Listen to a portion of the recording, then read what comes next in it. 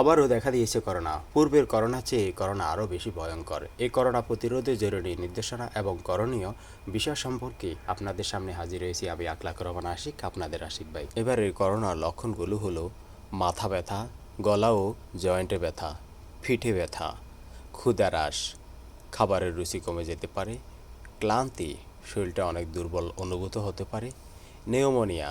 সাম্প্রতিক সময়ে পার্শ্ববর্তী দেশ এবং অন্যান্য দেশে করোনা ভাইরাসের নতুন সাব ভেরিয়েন্টের সংক্রমণ বৃদ্ধি পাওয়ায় এবং অন্যান্য দেশসমূহে ছড়িয়ে পড়ার সম্ভাবনা দেখা দিয়েছে।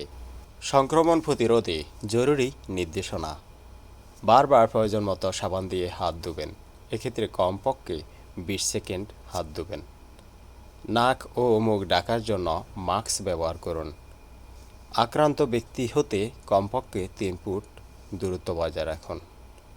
অপরিষ্কার হাতে চোখ, নাক ও মুখ স্পর্শ করবেন না। হাসি কাশির সময় বাহু অথবা টিস্যু কিংবা কাপড় দিয়ে নাক মুখ ঢেকে রাখুন।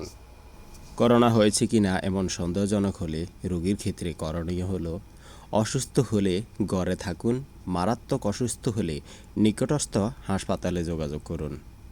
রোগীর নাক মুখ ঢাকার জন্য মাস্ক ব্যবহার করুন।